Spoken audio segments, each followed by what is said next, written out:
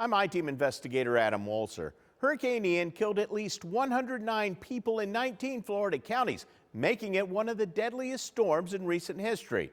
We've been combing through medical examiners' records to find out what caused those deaths, and are hearing from experts about simple steps that could have prevented most of them. A warning, what you're about to hear and see is graphic and may be upsetting. The quiet before the storm. Mitch Pacina documented his life on Facebook, from cheering for the Bears and Cubs to sharing his retirement adventures on Fort Myers Beach. Always had a smile on his face, always a nice guy. Mike Yost was one of Mitch's best friends. His place is like right on the Gulf, basically. The beach access was open right there for parking, right across from his house. They told us mandatory evacuation on the beach, but we're going to ride this one out. As Hurricane Ian approached, Mitch's timeline turned tragic. Mitch planned to stay with his longtime companion Mary and his dog Lulu, despite urgent warnings to leave. We have probably 24 hours to have a safe evacuation. Emergency management expert Adam Montella, now a FEMA disaster response contractor, says when he worked as a local emergency manager, he used any means necessary to convince people of the importance of evacuating. I've handed out Sharpie pens to people, and if they totally refuse to leave, please write your Social Security number next to kin on your body somewhere so you can identify you after the storm. On the morning of the storm, Probably made a very bad decision to stay. Mitch began having regrets as wind and rain increased. Hours later, Surge is coming in. When they call for an evacuation order in these areas, you have to leave. You have to listen. You can't outrun water. Never seen a river on our streets. on the other side of the island, Mike Yost hunkered down. It was about a foot, and then it was 9, in a matter of minutes. Wrong decision. So most houses are completely underwater at 15 feet.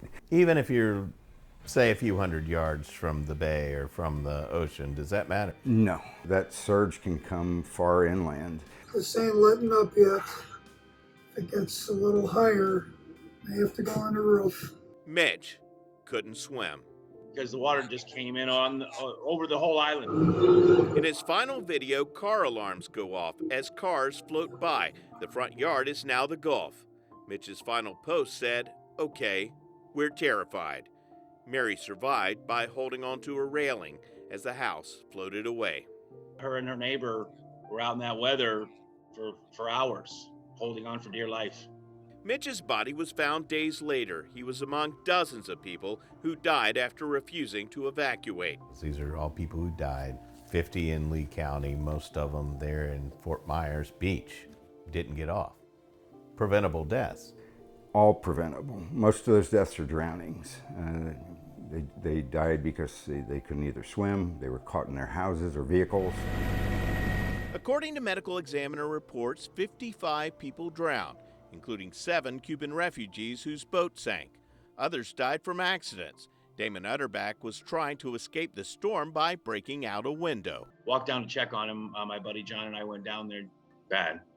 That kind of brings it home. Yeah. Very much so.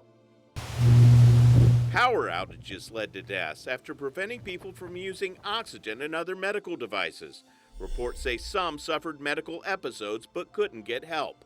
3 people who lost everything took their own lives, and a relief worker was fatally shot during an argument. It's heartbreaking because that's somebody's father, somebody's mother, somebody's grandparent, somebody's child, and it could have been prevented. That's the real tragedy of it. After the storm, Mike Yost found a bear's pennant and empty pilings where Mitch's house once stood.